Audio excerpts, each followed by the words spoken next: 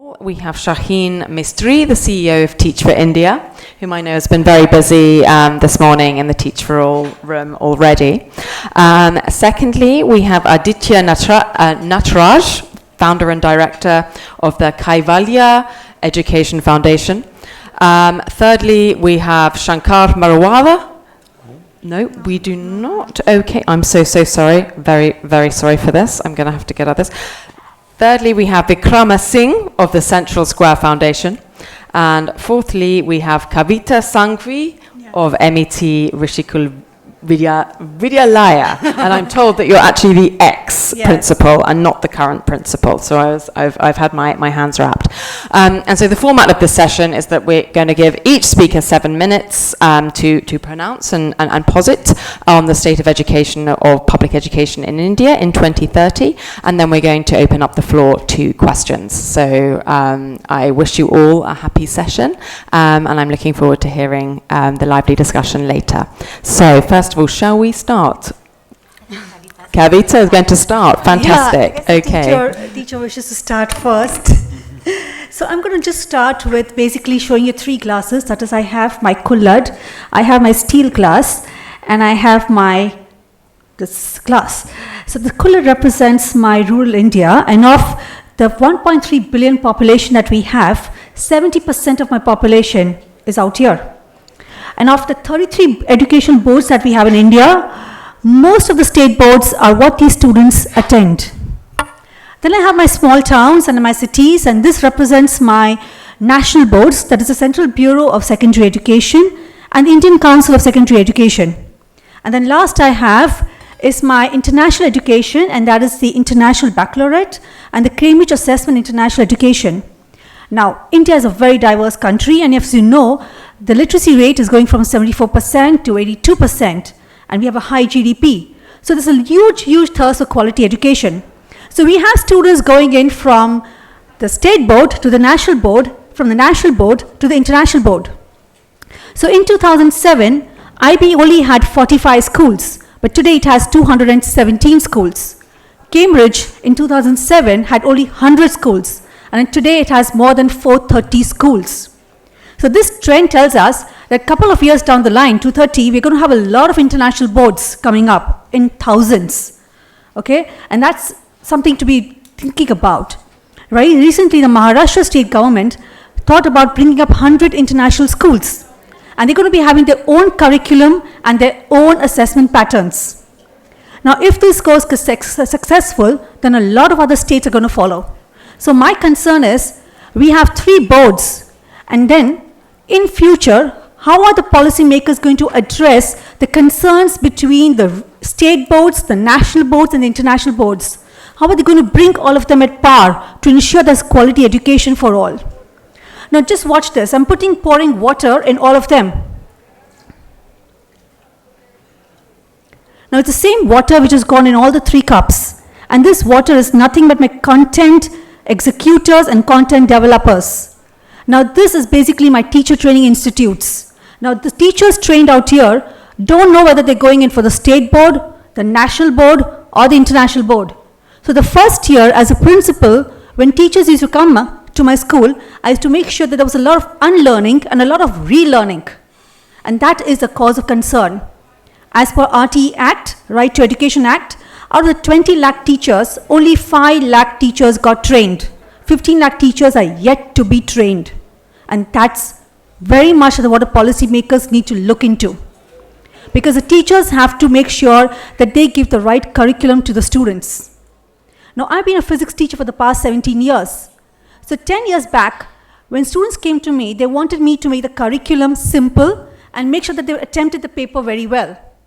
Today, the students come to me, they want me to make sure that it is connected to real life and it's very experiential. But 10 years down the line, they will expect me to make sure that they are taught for the job. And with the industries, the trending industries like AI, AR, virtual reality, the industries are moving at very fast pace, where education is still here. And therefore, there's a huge divide. And therefore, the policymakers will have to make sure that both the education and the industries is a strong liaison, a strong connection for education to come at par with the industries. because what we require in the future are skills. And India is very good in functional literacies, like the numeracy and all those things, the number of people appearing for IITs, we are fantastic. But when it comes to competencies, like when it comes to critical thinking, problem solving, leadership, adaptability, those things are what we are lacking. Now currently, the Central Bureau of Secondary Education has planned to cut its curriculum by half to make sure that the students are doing a lot of skill-based education. So the heart is not the right place. But my question here is, where is the research to tell you what is to be cut and what is to be retained? And that is why I feel that today, with wonderful people around here, I'm sure that we're going to be able to make sure that there is a lot of bridging that's going to happen, because India is a beautiful country, and with the people in the right, with the heart in this right place, again I mention it, I'm sure someday we'll be the ones to show the way. Thank you.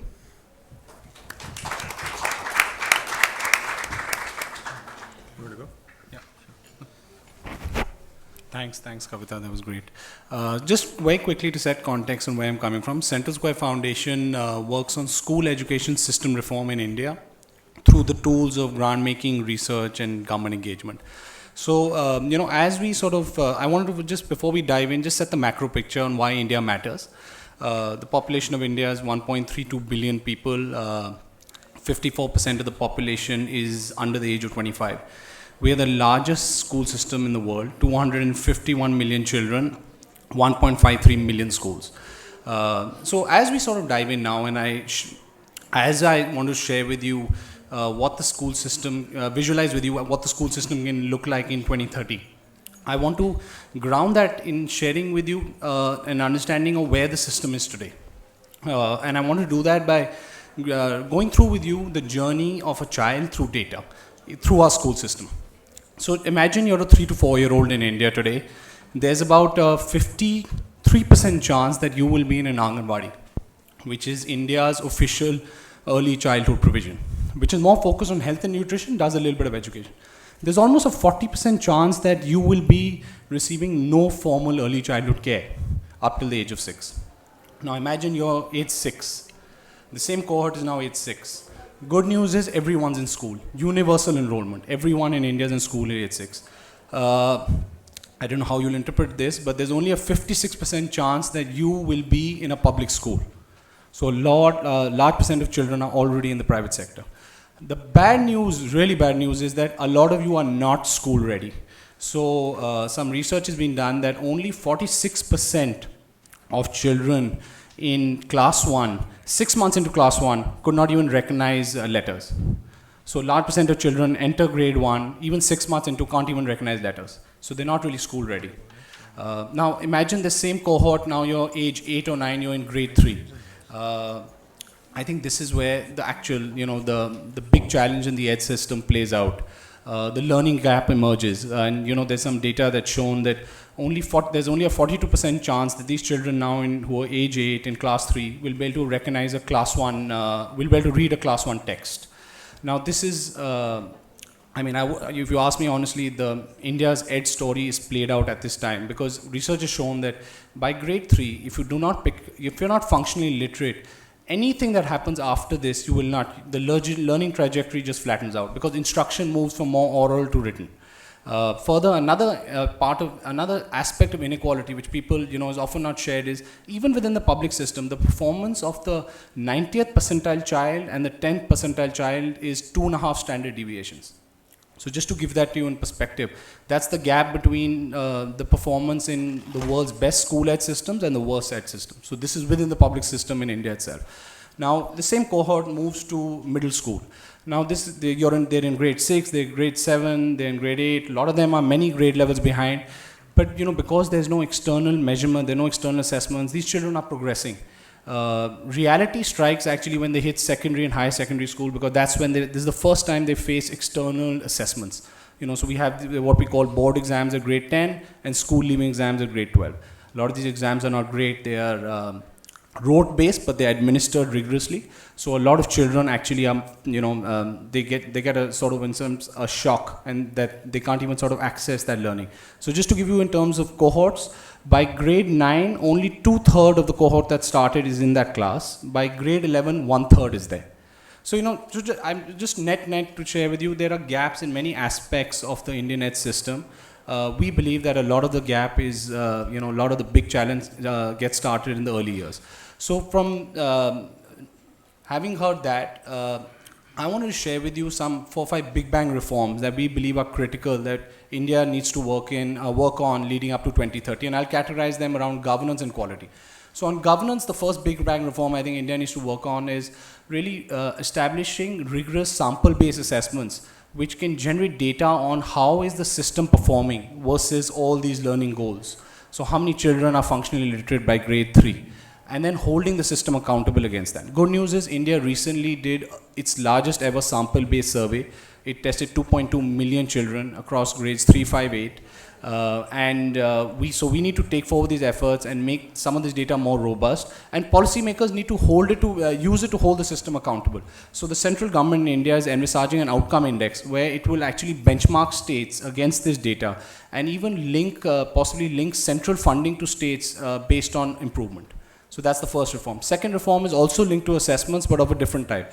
Now, what sample-based assessments does is you can hold the system accountable, you can't hold individual schools accountable.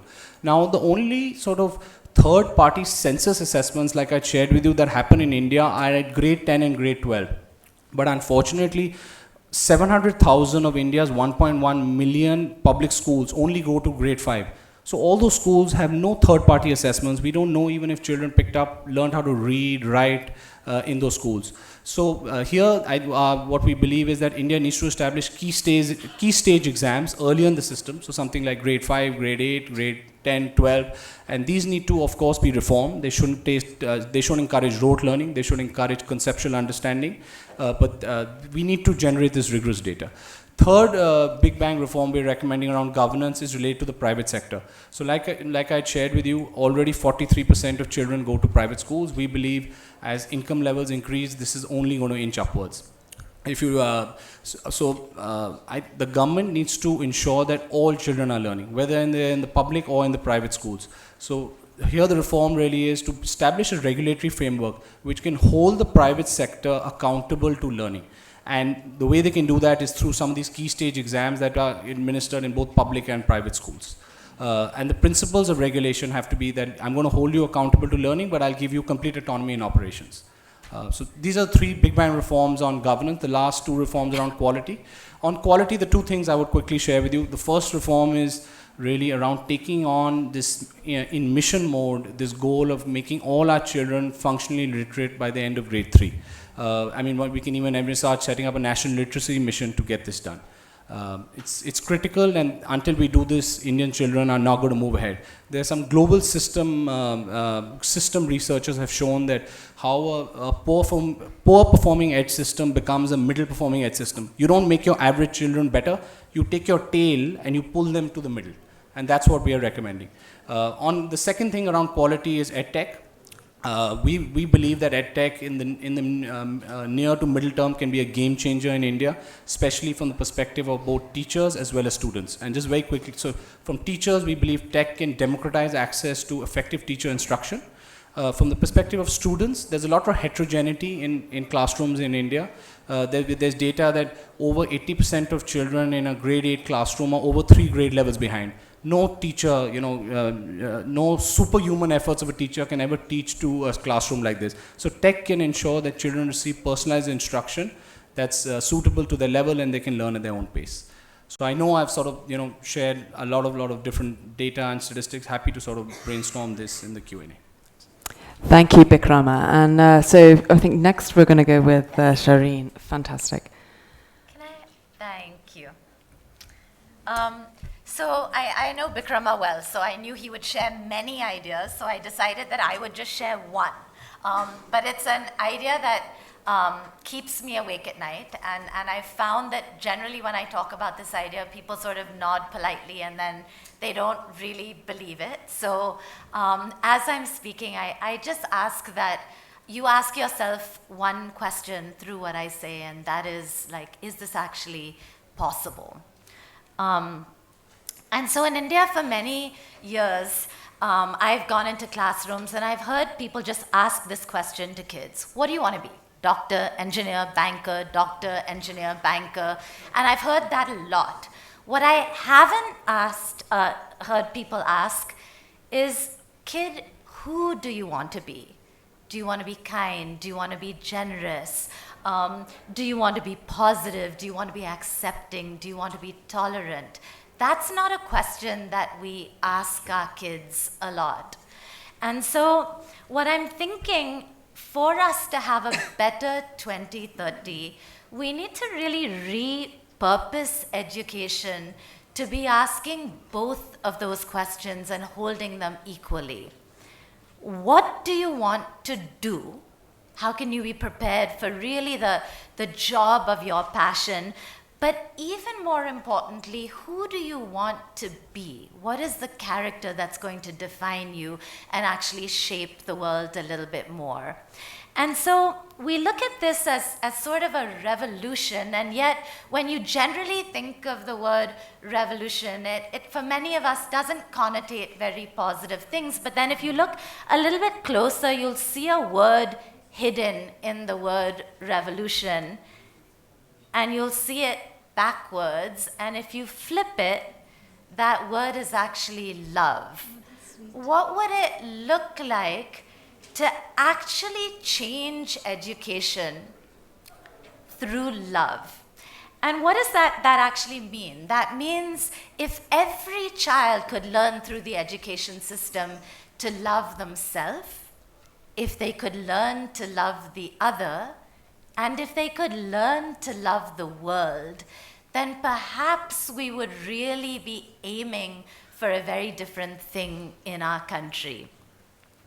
And so we've been doing this experiment, and you all can't read, this is too far away, but we've been doing this experiment with our kids to say, if you want to cause a revolution in your school and really reimagine education along with your teachers, then how do you spread love? And here you see a screen of a WhatsApp message where our kids have decided to experiment by going into schools and hugging their teachers, or giving them a note, or saying, you know what, for 30 years you've probably been teaching 30 kids, but has any kid ever asked you, like, what help do you need?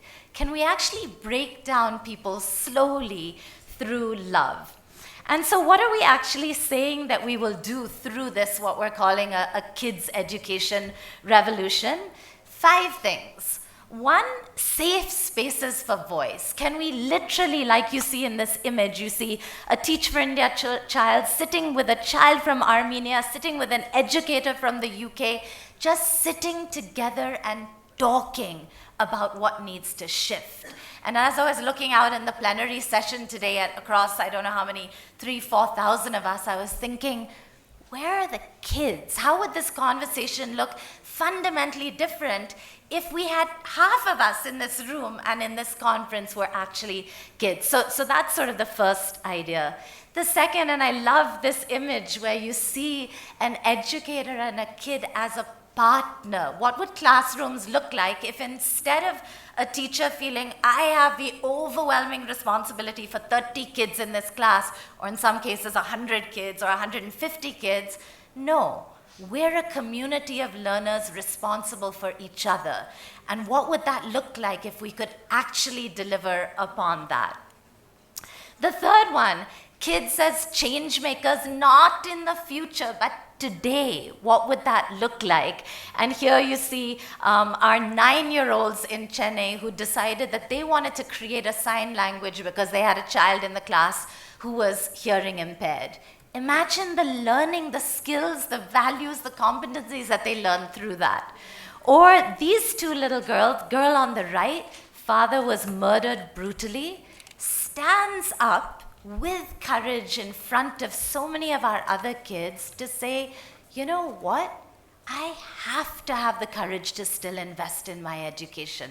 And the next thing I know, that little girl on the left, Supriya, goes over to her and says, you are my role model. Look at how one kid has impacted another kid. So the idea of kids as change makers, a regional and national dialogue in education which features our kids. What would that look like? We had a Delhi classroom where the kids went out, surveyed their community, hosted a conference. A member of Pratham, who a big organization, happened to be there. Based on the inspiration from these 10-year-olds, Pratham launched a campaign, nationwide campaign, where 100,000 people went out and evaluated the state of education in their communities. And that started with 9 and 10-year-olds deciding that's what they wanted to do. Or, as we saw so powerfully this morning, the kids in Parkland actually standing up and saying, maybe we can take on something that for 2 decades we haven't been able to make any traction on as a country in the US. Or here you see Principal Secretary Education in Maharashtra with one of our kids, and look at that conversation happening, and look at what's going to shift because you see an educator actually listening to a student. And finally, how do we get our kids and our teachers to just experiment in reimagining education? So here are 2 examples from a workshop we did where we got kids just to prototype what the education of the future was. And on the left, they actually created a school for everyone. They actually said, why is school for kids? What if grandparents and adults and kids all went to school together? Imagine what they could learn. Imagine what they could teach each other. How beautiful. Or on the right, they said, what if we could connect kids across the world through an app that just got all of us excited about really changing education?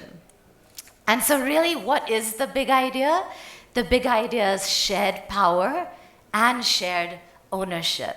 That can we remember that the problem's way too big for us to solve it on our own. If we have in India our 320 million children on our side with us, look at the power of that. Can we remember that actually the traditional hierarchy is so hard to have filter down, right? If you're able to change the school principal, maybe the teacher's resistant. If you're able to change the teacher, maybe the policy maker's resistant. But if you go straight to the kid and you say, kid, what can you do along with us? Maybe that's a faster way to shift. And finally, the biggest reason why is think about yourself as a child. And I would argue that for many of us, we've actually lost a lot of what we were naturally as kids. We were curious and courageous, and we didn't care if we sang in public about what people around us would say, and we were able to live in the moment, and we were really, really idealistic. We have that in our kids today. And so really, this is the idea. We're so much stronger when we move from this idea of for our kids to with our kids. And could our education system be radically shifted if we were able to really share power and ownership? Shaheen, thank you very much. That was extremely inspiring, and sorry to bring down the shades of the prison house, but we've got another 7-minute presentation that we're going to get through now. So lastly, Aditya. So Shaheen and I were fighting because I didn't want to go after her. After that inspiring speech, it's a difficult act to follow. I want to sort of combine a little bit of what Bikkrama was saying and where Shaheen is going, and give a sort of administrative perspective and a social perspective to what Indian children are facing. What is the administrative perspective? The administrative perspective is the public education system that Bikram described, with 1.5 million schools. You have to remember that it was designed pre-independence. It was designed at the time of the British rule. It was designed to educate 5% of the population. It was not designed for universalization. It was designed for law and order, right? For making sure that people complied, and it was designed for clerical roles. It wasn't designed for creativity, it wasn't designed for expression, it wasn't designed for subversion, it wasn't designed for social reorganization. Unfortunately, India never rethought its education system. We kept that 5% sort of growing. It was designed for 5%. We made it 10, 12, 15, 20. And it had reached about 40, 50% about 20 years ago. And suddenly in the last 20 years, we've literally quadrupled the size of the system and made sure that everyone has come into it. But we've not reimagined how should the administrative architecture be. We deliver education the same way, with the same administrative systems as the army, the police, and tax. We have no difference in the rules and regulations for how we deal with teachers and how we deal with tax collectors, or how police agents are dealt. And so therefore, the teacher deals with the child the way the policeman deals with a child, or with any citizen. So that's an administrative burden, or a sort of baggage of the Indian education system, right? So the child, unfortunately, is not, you're not looking at her with love, you're not looking at her with compassion, you're not looking at with her with a view to empower her, you're looking at her with a view to discipline, to order, to control, and to tell you that you're not good enough and obey my rules. And that's a huge issue. So a lot of the work that we do as an organization, as a non-profit, is to shift that culture from monitoring, inspection, and suspensions, which are the words that are still used in the country, to coaching, enablement, and inspiration, right? From teacher training to teacher facilitation and professional learning communities. And from project management to co-creating change with teachers. But these are huge shifts that are required in the administrative system, without which I don't think we'll create a system in 2030 which is any more performing than today. The second articulation is to look at the experience of the child in her home, in her community. And I'm talking about 70% of India is still rural. So I'm talking about the average child in a rural area. As you know, one of the baggages that we have from 4,000 years is a caste society. Villages are still organized where you're geographically separated by caste. So there are upper castes, middle castes, lower castes. And so when the child is coming into the school, one of the main purposes of having a common school in the village was that we'd hopefully slowly distort your perception of caste, because my great-grandmother had never interacted with anyone except her own caste in the village in which she was. My grandfather was the first person to interact with someone who was not from his own caste. But even today in the schools in which you go to, teachers, if a teacher attempted to cause a lower caste child to have and share her meal with an upper caste child, most probably both set of parents would come in and complain. The paradox is even the lower caste child will say, no, we are not worthy enough to have it with them.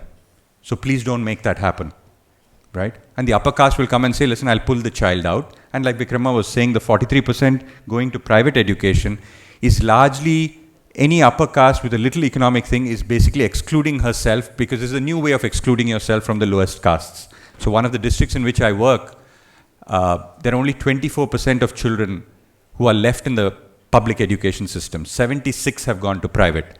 And 24 is also exactly the number of lower castes in the district, right? So you've segregated caste again, because upper caste and lower caste don't want to interact.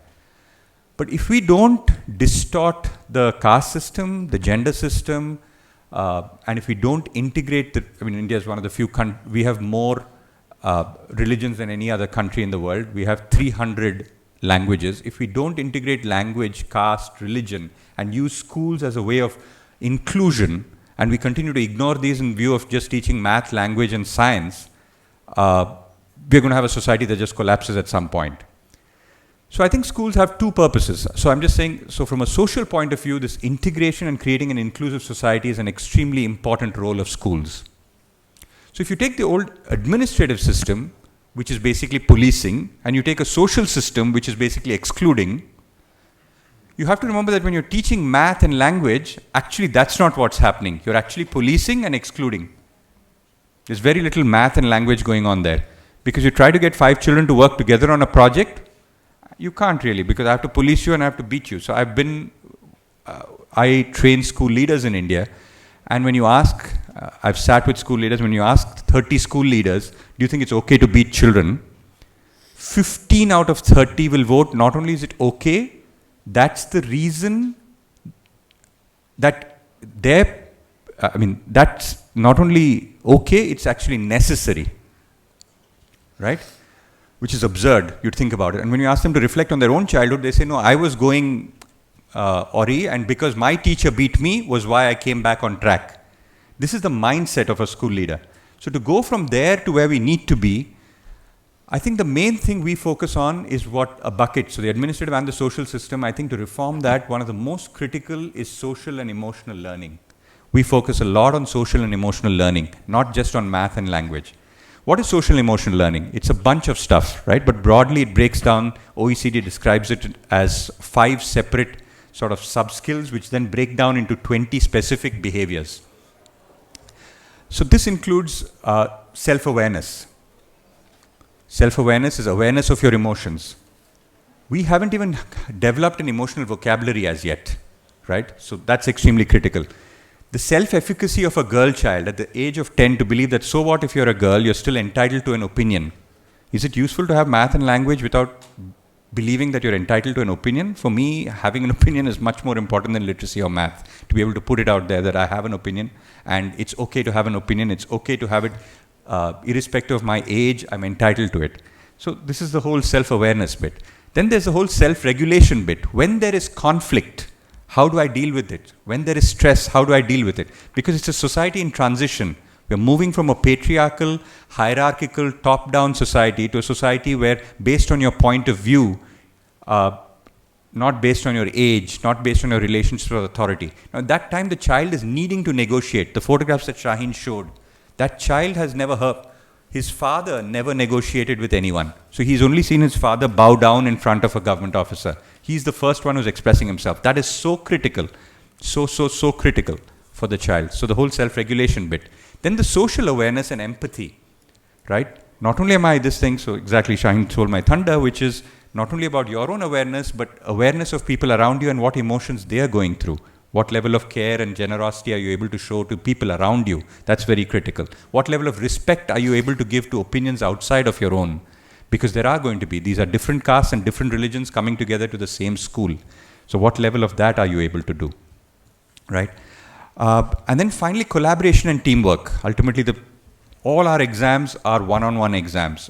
If I remember in my school, if I even asked a friend what, anything from the textbook, the teacher would like shout at me, throw a chalk at me and say, look back at your textbook. And then when I came into the work environment, they said, collaborate with these 5 people and create something. And I said, but that's what the teacher told me not to do. So this stark difference, unless we start it in schools that I'm allowed to know, but if I'm interacting with her, I'm most probably chit-chatting. I'm not chit-chatting, I'm discussing. I'm trying to create knowledge, I'm trying to find out her point of view. So these transformations, unless they happen in the classroom, math and language alone is not going to work. And especially when we're looking at something right up to 2030, the 2 skills which are actually going to be least required in 2030 are probably reading and arithmetic. You already have a calculator for arithmetic. You will definitely have Google into which you can just talk and it will give you something. But the skills which are not going to be replaced by computers and AI in the next 12 years is definitely empathy, self-management, emotional. The caregiving professions are the professions of the future. Teachers, caregivers for old age, nurses, these are the professions which are not technical professions but emotional. Psychologists, right? Mental health professionals. These are the professions which are going to come out. So actually we have a huge chance to leapfrog the existing system from science and math and standard stuff and actually go to the next level, because we've not yet built up a system that anyway delivers science or math. So we might as well go ahead and try and develop systems which actually deliver social and emotional skills for the children so that they can be gainfully employed in the future. Thank you. Thank you so much, Aditya. Thank you to all of our speakers. And so we've now got just under 20 minutes for kind of an open question and answer session, so which we can begin. Can I ask that we try and keep our contributions as questions rather than comments, although we are always appreciative of appreciation. And also if you could just identify yourself and your organization. And please, if your question is specifically to one of our speakers, please specify that as well. Thank you. So let's go to the floor. Great. Let's go at the front here. This lovely lady in the front. If you can shout, or if we've got roaming microphones. Thank you. So, first of all, thank you so much for this amazing panel. I'm Raya from Awe Academy, and our organization does exactly what you described, Aditya. We future-proof high school students by focusing on all the skills that cannot be automated in the future, and also social-emotional intelligence and technology ethics, and so on.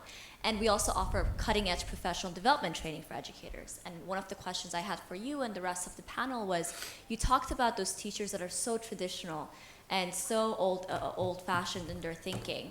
My question to you is, how exactly do you even get them to opt in or to consider something like this, right? Because even the motivation for change needs to be there to begin with. So do you have any strategies or advice when dealing with such educators and trying to get products or services like this in front of them? Thank you. Do you want to take 2-3 questions and then Let's take a couple of questions and then answer as a whole. So let's try and get it back. So the gentleman in the blue over here. Education has been subjected to what's called tyranny of normal. I was looking at listening to you all four on Indian educational scene. Education is a subversive activity in India. If you look at the recent changes in the central board secondary curriculum, there is no educational voice here. It's a political mandate, and it's not a federal mandate, it's a state subject. So the problem is so complex. Even with these small incremental changes, I don't see hope unless there is something very revolutionary that's going to happen. So we can do it as progressive educators, bring in all these necessary elements. If you look at the international schools in India, which now claim that they have everything in terms of what's right, mix in terms of teacher skills, student skills, the environment, and other things. They also have the same rut, because they are the part of that social, milieu. So therefore, I think we need to see more than what we're doing if we have to make an impact, because it's a very complex, it's a large, country with many, many problems so far as education is concerned. And I remain optimistic. It's not that I've given up, but I still see that what is that magical wand we will have that it can then reach out to every child there. Can we just take the gentleman in the blue shirt, sir, over here? There's a question. Thank you. My question to Mr. Natraj. Hi, I'm Saif Kamal. I'm from Bangladesh. And Mr. Natraj, the question is, you mentioned about coaching and enabling. I think that's a great thing because everybody talks about the macro level of what needs to be done. We all know that. Would you give an example of how you're coaching and enabling? Some examples would be great to learn from you in your process. Thank you. Fantastic, thank you. So we'll go round a second round of questions in a few minutes. So if we just turn to our panel now, perhaps you would like to each of you kind of address any of the relevant questions that you fully can respond to. Please start. No, I guess when I came to her question about certain teachers were very, very rigid, and how do you bring them to become forward? Because recently when Maharashtra government was recruiting teachers for the 100 international schools, I was on the panel, and we had teachers from rural India, and some of them just went the same didactic method. So it was very, very difficult to talk to them. So what we did is we actually sat down one-to-one and we did an introspection. So I had a 15 minutes introspection with each and every teacher. I said, what is your lesson? What do you think I learned from this lesson? And with that introspection, I kept on asking, why? Why were you doing this? Why? And after that why, suddenly the person had no answer. And I said, I didn't enjoy your lesson. So if I didn't enjoy it, what do you think the students are going to enjoy? So I guess that sitting one-to-one is the only way that I can see it happening. Addressing a group of teachers, one, and giving a workshop is not going to happen at all. But you have to make sure that you do a lot of strong why. That 5 whys needs to go with the teacher. If I can build on what Kavita was saying, one of the exercises we find very useful is to help the teacher visualize what she wants from the child, right? So if we say, okay, this child is in grade 1, 12 years out from now, what is the world going to look like? Teachers have never paused to think this through, right? So when you say, and if you get a group of 20 teachers together, they start thinking about it and they say, there's going to be more technology, there's going to be more globalization, right? There's going to be more inequity, okay? And they all know this, but they finally put it down on a chart. And you say, okay, for that world, which this child is going to enter into, what skills does she need? And then they started listing it, right? They're saying she needs to have X, she needs to have Y. She needs to have technology skills. She needs to have empathy to be able to deal with this. She needs to be able to deal with complexity and ambiguity. She needs to be able to work in a team. She needs to have a global perspective and an inclusive thing. And we say, okay, and what are you doing?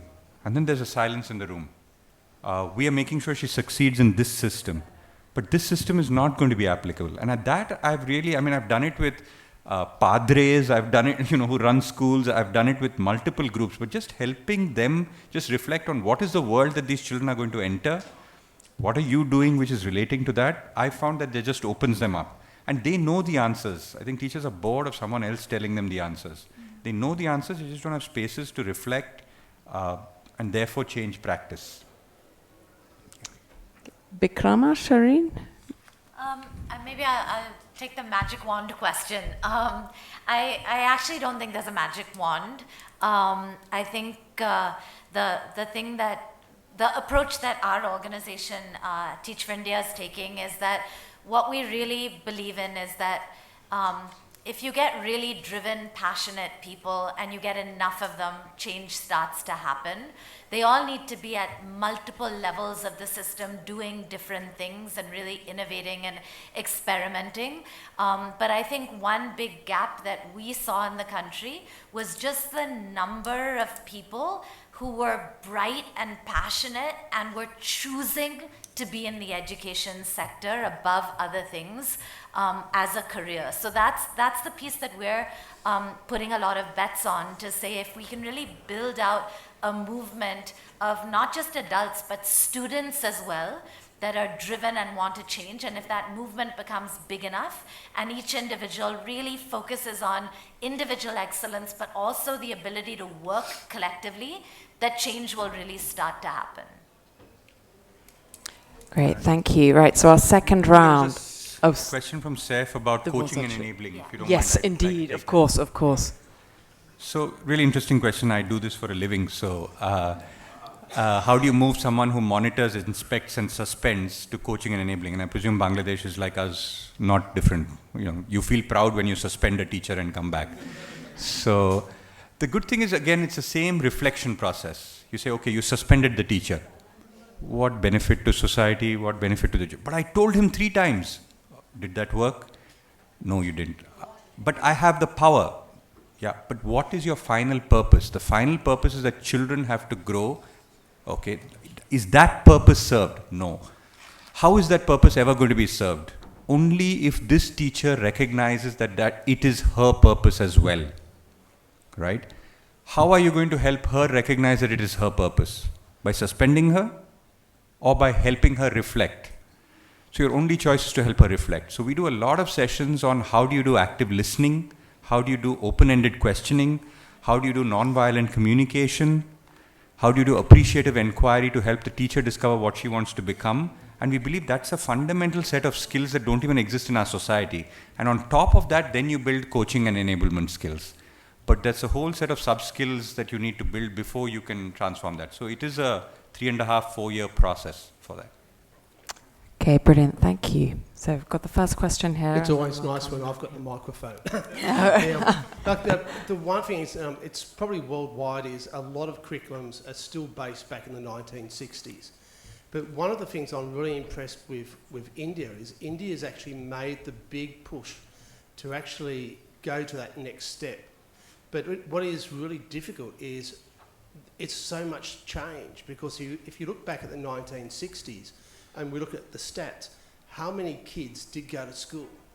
So my question is, in 2030, when India actually does have a lot of extra students that are actually at a high level, what effect will that have on India, and what effect would that have on the rest of the world? When you have a lot of extra children, what do you mean by When that? you have a lot of students going to school, when you have a lot of students going to school, what effect will it have on India and the effect it will have on the world, right? Have I got that right, correct? So you already have 93% going to school. We already, as per Right to Education Act, we already have students going. 97.3% go to school today. My question is basically, when you've got a large amount of your population which are educated because they've gone through the system, what effect will that have on India? Okay, and then we've got a question, we've got a couple round here. So when, and then, don't worry, we'll go to you next. Hi, I'm Tanjilut from BRAC, Bangladesh. So my question is, the changes that are happening now, these are kind of coming in a very higher speed. But the changes in the curriculum and assessment system are not that kind of speedy. So how India is trying to cope with that, and kind of what are your plans related to that, kind of from where the push is coming and those sort of plans? Thank you. Okay, brilliant. And sorry, can we just come down here to the, yeah, thank you. Hi, I'm Nawaz. I work with a startup, and at the same time I work on educational research. What we see is in India, a lot of major dropouts happen by the age of 9th, 10th and 11th class. And at that point of time, they've developed the basic theoretical skills. Why don't we see more of a transition to vocational learning rather than theoretical learning? Because most of them drop out to work. And we've seen HCL recently do a campaign where they hired kids right out of school. Why don't we see more institutions moving into that? Okay, thank you. We'll go for a third round. Okay, brilliant. So we've got your question on the effects of the higher proportion of society being educated in the next, well, few decades. And then secondly, we have a question on transitions. Yeah, so maybe I'll kick it off. Go for it. So maybe I'll take strands of a few of the questions. I think what I heard was, I think there were a couple of questions around curriculum and standards, and I think that's an important element. And then I think there was a question really on school to work transition, and I think what I'll try and answer what you're talking about on on what, when we equip these children with the right skill, what will have an effect on the country. So I think on curriculum assessment standard is actually, as we've sort of, if you go into the, you start to, look under the boot and say, listen, why are children not really learning?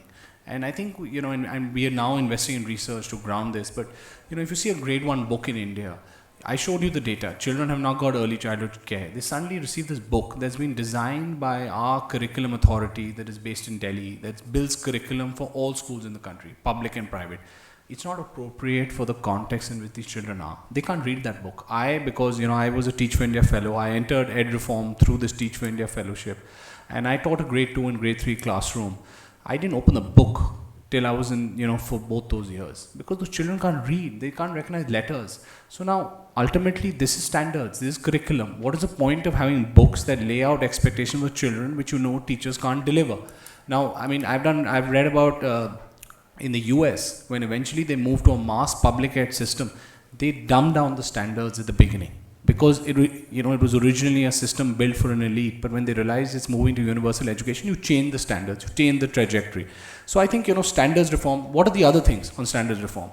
So one is really you need to make it more contextual. The second thing around curriculum is that, it's really over ambitious. So there's certain stages, and, I've seen research globally, we don't have those charts for India, where we have just, put a very, so we go thin and we go wide. We don't go narrow and deep. So you see the curriculum reform in the US, Common Core. In fact, Brazil has recently also, started their own standard. They are really identifying core competencies at different stages of ed and then going really deep. And we're not talking, so therefore they're not building just skills for you to respond to procedural questions. They're building skills where you can actually apply those skills, think on those skills. So I think this curriculum and standards reform in India, and then there's what I think Aditya was talking about, relevance for the marketplace, 21st century skills. Now you can imagine curriculum reform in India is happening when everyone's pulling in different directions. The people who are thinking 2040 tech are saying, listen, this is not even relevant.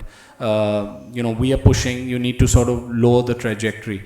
So I think I would just say, that, maybe we need to have more flexible curriculum and standards, and that there are basic set that, everyone needs to achieve, and then you sort of, it's a ladder that you climb. Going for the moon and not getting anywhere, I don't think how useful that is. I'll just say that. On assessment reform, I'll just very quickly mention again, India, I think even a lot of global ed conversations have moved from no testing to now there's crazy amount of testing happening in ed systems in India. So there's ed systems in India where children are tested monthly, all children. There's systems where, and that data is collected, and there are bureaucrats who look at those dashboards. So we often tell, these system leaders, listen, what is the purpose? What are you going to do with that data? So we need to design assessment systems that are fit to purpose and actually is used. Again, like in India, it's a long, so if you study an assessment architecture, typical assessment of a typical system in India, children are being tested a lot, but none of that data is being used for policy purposes or for accountability. But so I think assessment is a very, very important lever. I think those are the two things. I think on school to work and transition. So I'm going to be talking about vocational. Basically, since I've been a principal for 9 years, when parents come for admission, the first thing they say is like, yeah, we want a child to be happy, and that is why we're coming to your school. But the minute they're inside the school and the tests have begun, they come fighting for marks. Okay, and the basic thing is, my child is not doing well in mathematics, change the mathematics teachers because the child is not doing well in maths. So the concern is basically in the STEM subject, English, maths and science. And when we used to do a lot of activities, the school is doing a lot of time pass. So they never thought that activities are basically building the entire skills in the child, and those are so important, more important than your maths, English and science. But because the parents' mindset was such, that Shaheen has already spoken about, that they wanted only the scores in maths, science and English, it's difficult to go in for vocational later on. Even when you want to opt and give those subjects in the higher secondary, because as international you have a choice to offer these subjects, you will not find parents going in for these subjects. Like we had global perspectives, not many took it up. We had art and design, not many took it up. They basically want their child to study sciences. So if the mindset doesn't change, the vocational will not come in a big way. Yeah, I want to try and take so curriculum assessment reform, I think India's got tired of. So I think what they're focusing now a lot more is on teacher development within the current curriculum and assessment. Because you've done 3 rounds of curriculum reform, assessment reform type of thing, but nothing has changed. So I think now hopefully it's coming around, whatever curriculum, whatever assessment you have, if teachers' professional development is not linked to that, and if teachers don't stand up to that, there's no point getting into the next wave. So I think it's important to accelerate teacher professional development rather than curriculum or assessment reform. And with regard to the vocationalization, I just want to bring in the political angle to this, right? The vocationalization is something that no political party can support. It's extremely difficult because it is perceived as a reinforcement of the caste system. Because any vocationalization requires you to then segregate children of some portion which will go into vocational, some portion which will go into the academic line, and some portion therefore who will go to work after grade 12, and others who will go to college. Everyone is scared stiff about how they'll make that choice, and that most probably that will split along caste lines. So there's been the policy in the secondary education thing for vocationalization. 2 states have implemented it in 100 schools each over the last 8 years, although it's been part of policy. So it's not a policy issue. It is that the operationalization is politically oversensitive. And so unless you can maneuver that minefield to say, no, it's an objective criteria, the teacher herself and the parent will attribute a lower caste child for particular professions and a higher caste child for other professions. It will not be based on the child's adeptness. I think that's one of the issues. Okay, great. Well, I think we've got a few more minutes left, so we do have a chance. I'll come over this side because I think we've been quite centered over here. So we've got a couple of questions over here. If we could put the microphone. That one. Brilliant. Thank you. If we take 2 questions here, and then we can wrap up. Thank you. Thank you. I'm Vivian Lau. I work for Junior Achievement, a not-for-profit organization focused on activating youth for the future of jobs. I want to pick up on the point about teachers' development. I know a lot more has been done for teachers' development, and I think the conference here recognizes teacher. But what more can be done to really recognize teacher that goes beyond the psychological paycheck?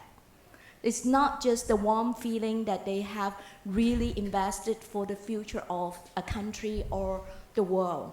What can be done more to really provide a conducive environment for teachers so that they can operate at the best?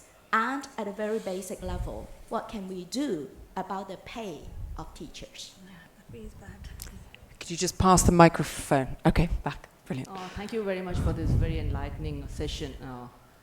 I've been a tutor for about 18 years, not associated with any school, but I've been with students. What I have seen, as it was discussed here, is mostly the parents are the ones who have stood against, creative learning. I understand that, teachers are being trained to teach creative thinking and, of psycho-emotional, socio, all those things. But then, are we doing enough to educate, bring awareness to parents, to tell them that it's not what you need in the market space 5 years down the lane that you need to teach it to children, but what they need to be as human beings, as people, and to help them inculcate those socio-emotional, psychological skills. They need to, I feel the onus needs to be placed equally on the parents too. Are we doing enough, and what can be done about this? Okay, brilliant. So we've got 2 quick questions on the reorientation of parents and also teacher pay. So we'll just very briefly try and address those.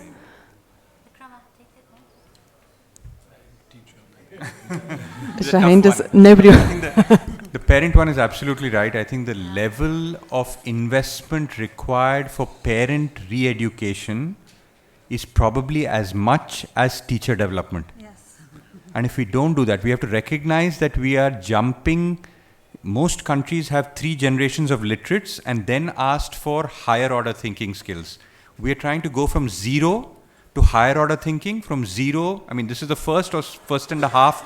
On average, we are just at the 1.5th generation which has gone to school, right? And we're probably at less than 0.7 of a generation which has reached grade 10. But we're already expecting them to get 21st century skills and stuff like that. So the parent re-education, if it's not integrated into the teacher development process, and you're expecting parents to already be enlightened, but the parent is not even, she can't even read. So how do you expect her to get new points of view? So I think that's the issue. I can just say that, the first day as principal, I used to first give an orientation to the parents, and I used to start that your principal standing here has got 58% and a 10 standard. Do you trust me to be your principal? So then after that, trust me, whatever I'm going to do the rest of the year, it's for the best of the child. So if I'm standing here, that means your child is going to stand much ahead than me. Yeah. So you start with that, and then for curriculum orientations we used to have, we used to tell parents exactly what we're going to be doing with students, so that they were not the 2 ways. Otherwise, the parent will teach one way, the child will learn some other way, and there'll be a lot of conflict. So in school, we used to do these small things to make sure that the parents were as part of a learning process. I hope there will be some more, concerted collective campaign to re-educate and make parents more aware of the needs. Absolutely. Thank you very much. With regard to the question on teacher development, I just want to say that I thought there were 2 or 3 questions in that, right? There's one is on pay, one is on environment, and one is on actual teacher investment. On pay, if you take the average pay of a teacher and put it as a ratio of per capita income, India is one of the highest in the world, in government schools, right? Because basically our per capita is very low, and so comparatively government school teachers are actually, so the government school teacher in a village is the biggest money lender, because he's the only one who's assured. 99% of people are agriculturists who don't have income during the year. He's the only one who gets a regular paycheck every month. So actually pay might not be an issue in rural areas. Urban areas, I completely agree with you, right? On environment and teacher development, I can't agree more. I think the environment is not for one which supports, encourages, inspires her. It's not one which invests in her. It doesn't one. I've spoken with teachers who say, what do you expect me to do? This is how my teacher taught me. I don't understand the concepts myself. I was taught in the same government system, right? I went to a bad college myself. So how much better than that can I be? And if you need to accelerate that, the only way is to douse in heavy amounts of, like what Bikkrama said, technology for the teachers to be educated, first of all. So the teachers learn these concepts. When you go to grade 7 competencies, 60% of teachers we found are not able to do the grade 7 competencies themselves. But they're teaching it, and they're teaching all the way till grade 10. So there's a limit to how much you can teach when you don't understand yourself. So I just want to say that basically right now I'm currently working on a research of connecting STEM in school to industry, where I'm sending teachers for internship to industries. And I request principals to help me take the teachers and make them intern in industry, so that, when they go back to students, they're talking about relevant examples. Many of the principals, when I approached them, said, my teacher's already very good. So when you have a mindset like this, it becomes very difficult. But some of them have been very progressive, and I'm doing with some of the schools right now. Fantastic, brilliant. Right, I'm getting stares from this man in the front row. So we've got 1 minute. This is your lift moment. Cool. What do you want to say, please, for esteemed guests? Yeah. My name is Moaz. I'm a public policy professional. So happen to study in an Indian curriculum school. I think it would be fitting for you to kind of shed light on, if you were the Minister for Education stepping out of this conference, all of you are gonna answer this. What's the one policy you're gonna change? Let's say you get out of this conference as the Education Minister for your country, and you're responsible for policy. Just one policy change from all of you. And it's politically feasible, or you don't have to worry about that? No pestle analysis over here. No? Okay. Vocationalization of secondary education.